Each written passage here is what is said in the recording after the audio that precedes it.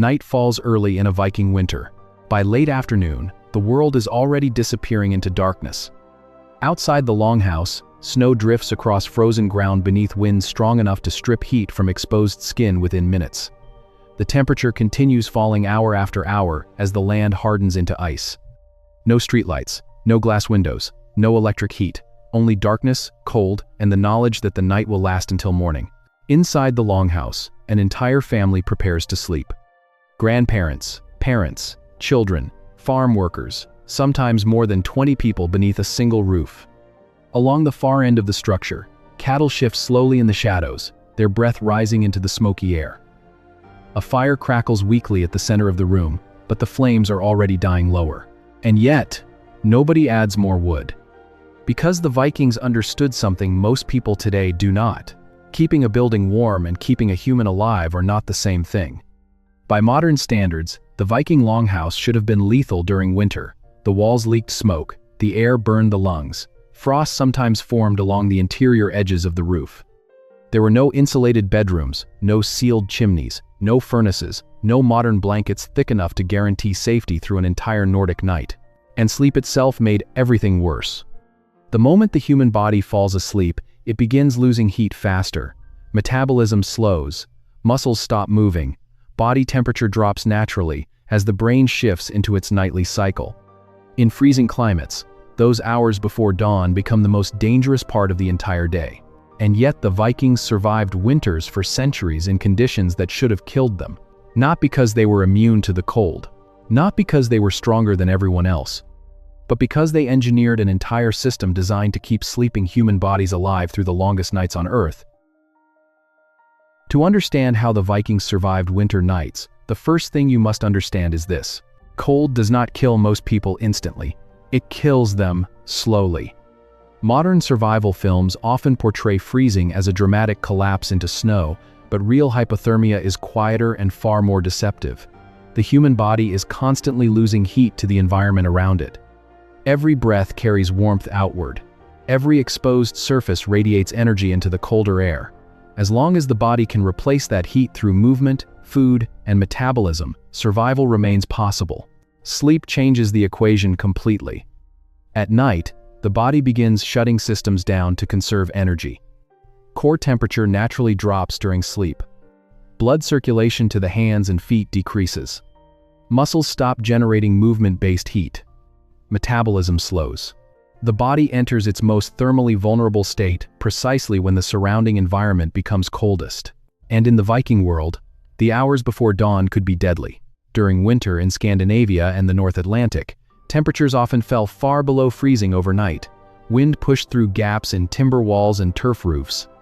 Moisture from snow, breath, wet clothing, and livestock condensed inside enclosed spaces, making the cold feel even harsher against human skin. Unlike modern homes, Viking longhouses could not maintain stable indoor temperatures from room to room. Heat existed in pockets, fading rapidly with distance from the central fire. Most people today imagine survival as staying warm continuously. The Vikings understood a harsher reality. The goal was not comfort. The goal was preventing the body from losing heat faster than it could produce it before sunrise. And that challenge became exponentially harder during sleep. A resting adult generates roughly 70 to 100 watts of metabolic heat. That may sound substantial until you compare it to the environment surrounding them. In freezing conditions, exposed surfaces can pull heat from the body with terrifying efficiency through radiation, convection, and conduction simultaneously. Lie directly on frozen ground and body heat drains rapidly into the earth beneath you. Breathe cold air for hours, and the lungs themselves become a channel of heat loss. The danger compounds over time. A single cold night weakens the body. Multiple nights without adequate recovery begin degrading physical performance, immune response, and judgment. In agricultural societies like the Viking world, where survival depended on daily labor, chronic cold exposure could slowly destroy a household's ability to function long before starvation arrived. This is what makes the Viking solution so remarkable. They did not simply build shelters. They engineered entire nighttime environments around one central problem. How do you keep dozens of sleeping human bodies alive through 10 hours of darkness in sub-freezing conditions without wasting precious fuel? Every part of the longhouse would eventually become part of that answer. The walls. the fire, the animals, the bedding, even the position of each sleeping body inside the structure itself. Because in the Viking world, winter survival was never about defeating the cold completely. It was about controlling how much of it actually reached the human body before morning arrived. To modern eyes, the Viking longhouse looks primitive.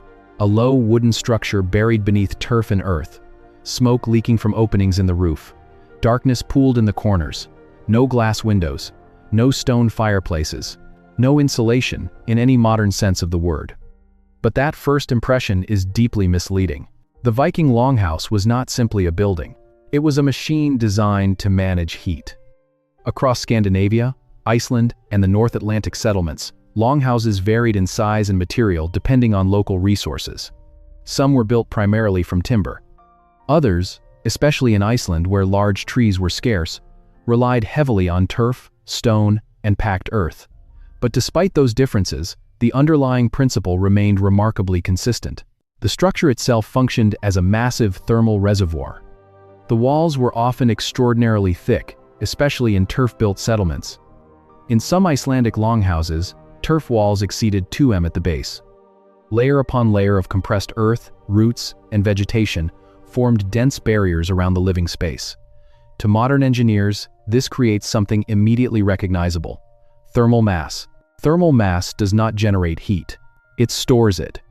During the day, the longhouse absorbed warmth from every available source.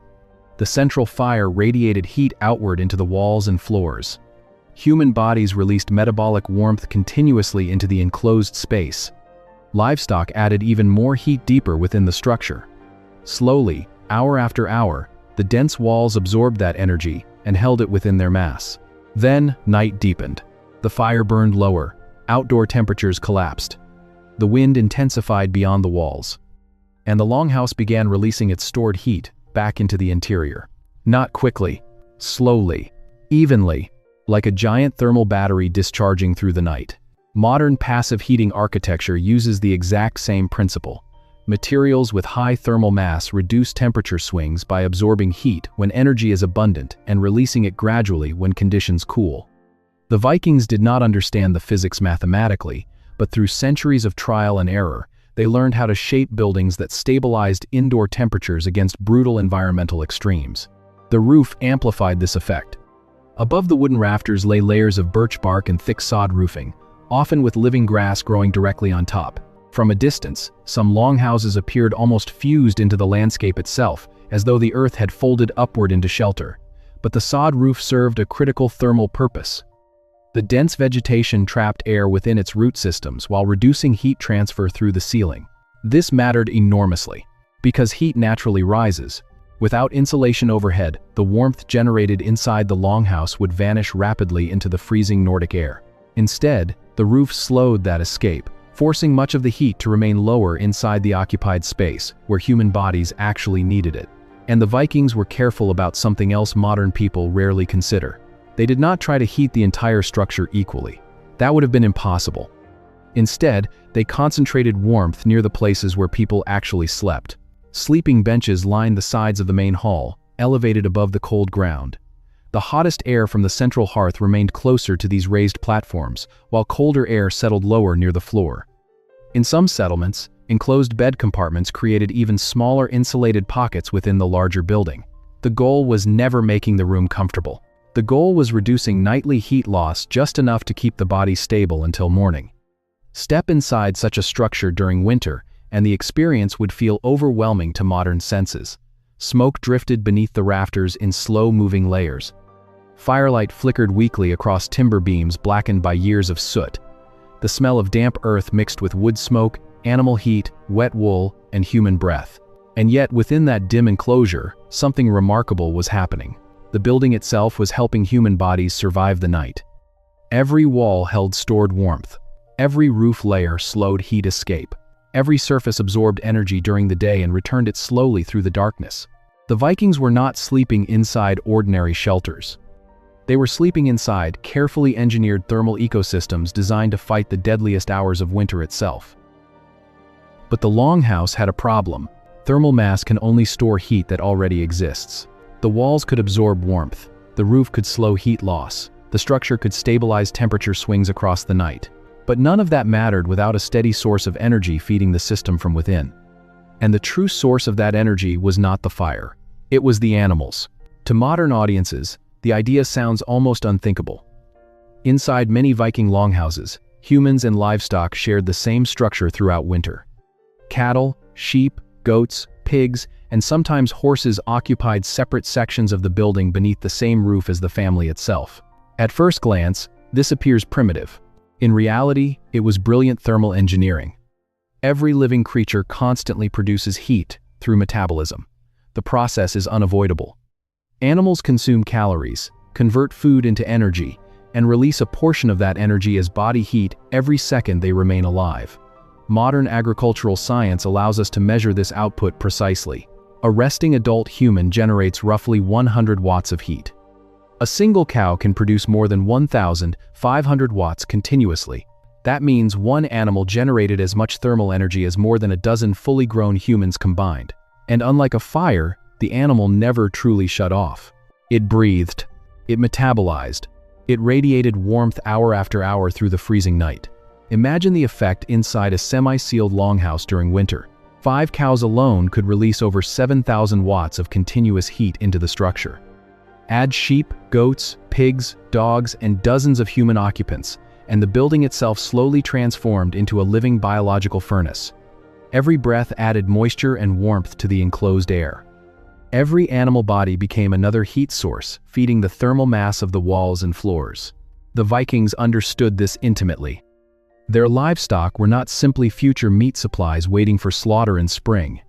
During winter, the animals became part of the survival infrastructure of the household itself. This changed the entire logic of Viking farming. Summer was not only about growing food for humans. It was about growing enough hay to keep the heating system alive through winter. Fields had to produce massive quantities of dried grass before the first snowfall arrived. Entire households participated in cutting, drying, storing, and protecting hay because the survival equation was brutally simple. No hay meant starving livestock. Dead livestock meant losing heat. And losing heat during a Nordic winter could destroy an entire family. Inside the longhouse at night, the presence of animals would have been impossible to ignore. Beyond the sleeping benches came the slow sound of hooves shifting against packed earth, the rustle of straw, the heavy breathing of cattle in darkness.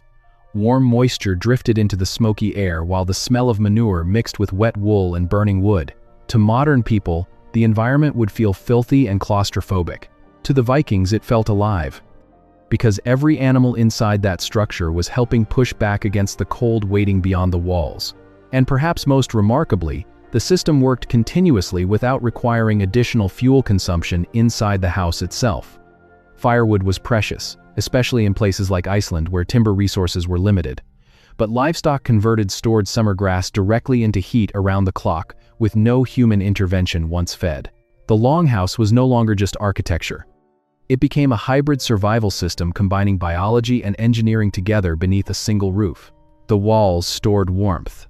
The roof trapped it. The fire concentrated it. And the animals generated it continuously through the longest nights of winter. But keeping the building warm was still not enough, because even inside this living thermal machine, the air often remained only a few degrees above freezing. To truly survive the night, the Vikings needed one final layer of protection far more personal than walls or livestock. They needed to trap heat directly around the sleeping human body itself. Even with the fire burning and animals filling the longhouse with heat, Viking winters remained brutally cold. The air inside the structure was survivable. That did not mean it was comfortable. In many longhouses, temperatures likely hovered only slightly above freezing during the coldest nights. Step too far from the hearth, and the warmth faded quickly into darkness. Frost could still form near outer walls and roof edges. The longhouse slowed heat loss, but it could not create modern indoor temperatures. So the Vikings solved the problem differently. They stopped trying to warm the entire room. Instead, they focused on insulating the human body itself.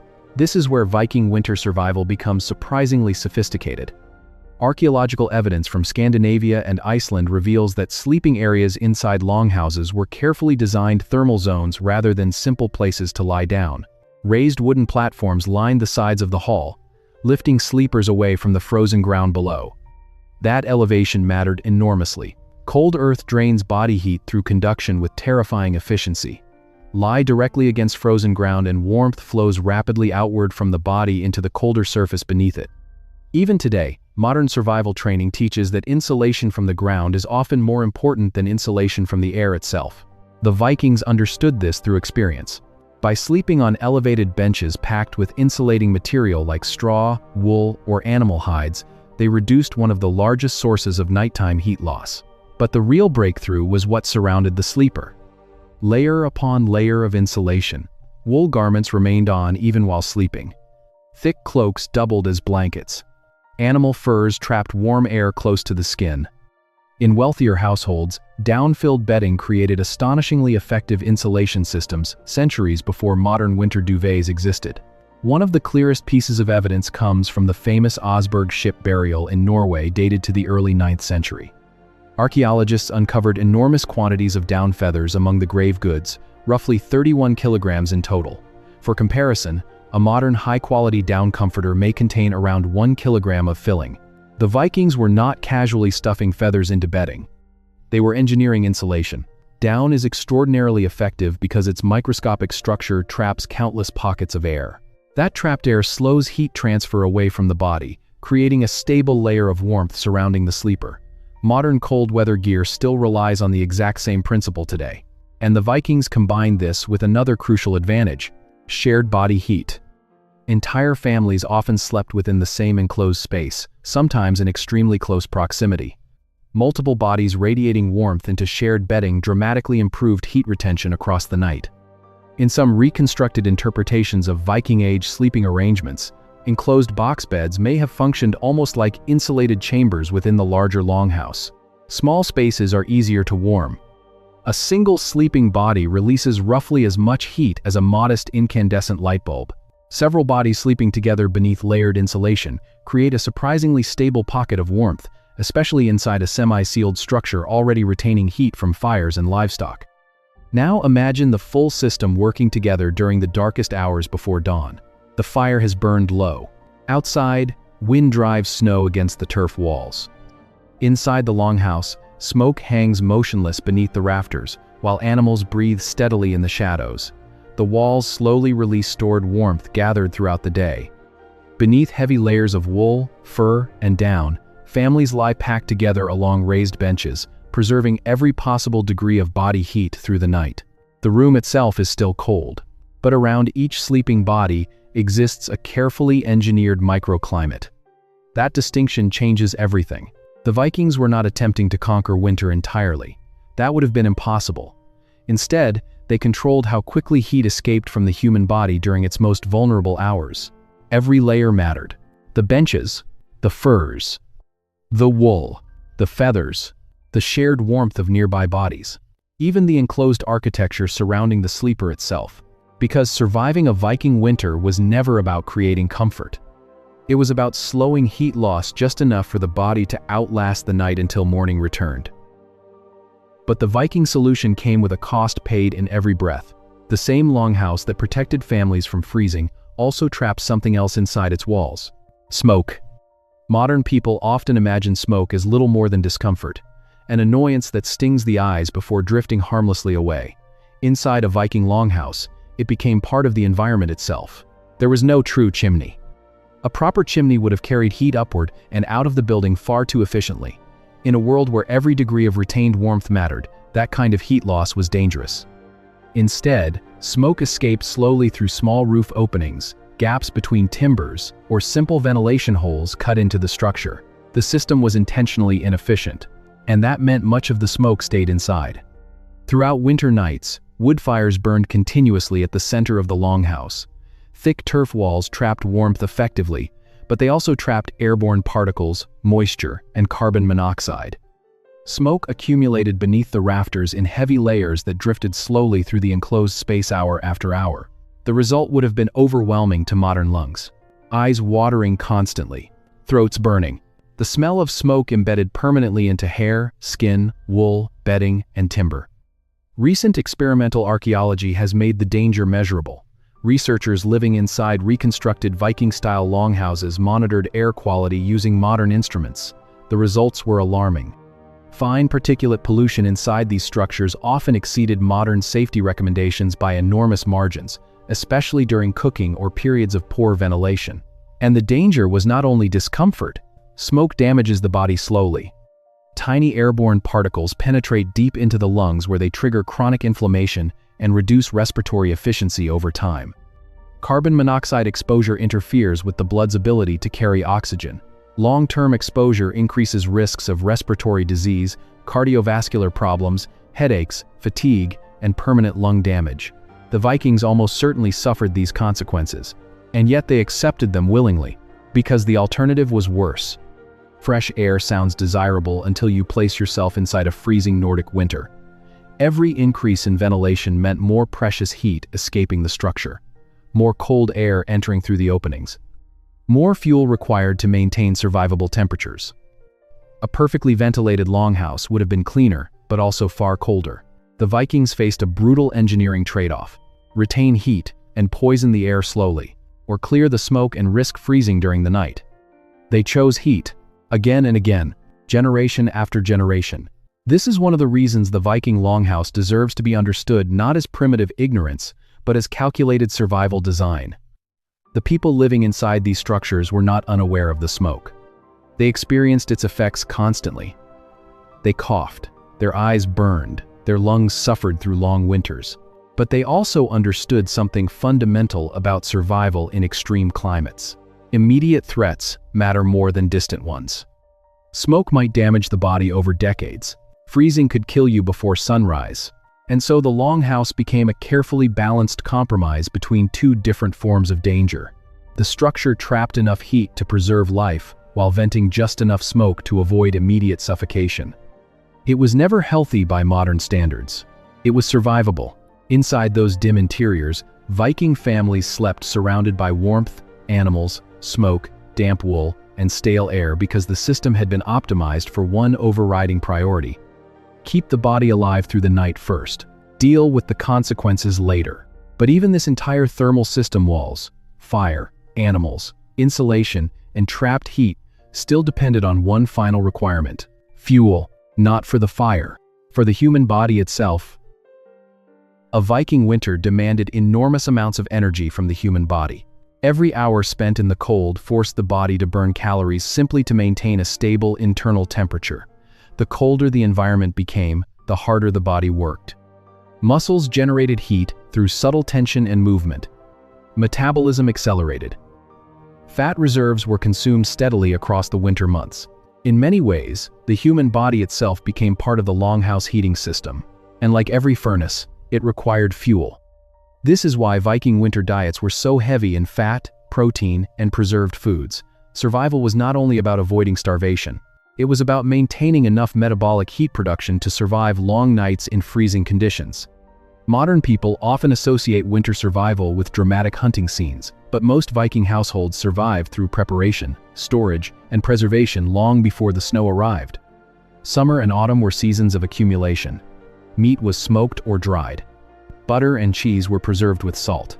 Grains like barley and oats were carefully stored against moisture and rot. And across the North Atlantic world, one food became especially important: stockfish. Atlantic cod caught during seasonal migrations were cleaned, hung on wooden racks, and dried slowly in freezing coastal air until they hardened into durable, protein-rich food capable of lasting for years. The process required almost no fuel and transformed a temporary abundance into long-term winter security. What made this especially valuable was its energy density. Protein and fat provided the body with sustained caloric fuel during periods of prolonged cold exposure. Every meal became thermal support for the body itself. Calories were converted into metabolic warmth, helping sleeping bodies maintain stable core temperatures throughout the night. Without enough food, the entire system began collapsing. The fire could still burn. The walls could still retain heat. The bedding could still trap insulation. But a starving body loses the ability to generate sufficient warmth internally. This is one reason winter famine becomes so deadly in cold climates. Starvation and freezing reinforce each other. Weakness reduces movement and heat production. Lower body temperatures impair physical performance further. Eventually, the body enters a downward spiral it cannot escape. The Vikings understood this connection deeply because they lived inside it every winter. Food was not separate from shelter. Food was part of shelter. The stored fish hanging in racks, the barrels of grain, the preserved butter, the dried meat, all of it ultimately became heat inside human bodies sleeping through the darkness. And that is what makes the Viking winter system so remarkable. Nothing functioned independently. The livestock converted hay into warmth. The walls stored that warmth. The bedding trapped it around the body. And the body itself transformed stored summer calories into the heat needed to survive until dawn. Every piece depended on every other piece. A complete survival system built not around comfort, but around keeping human beings alive through the longest nights of winter.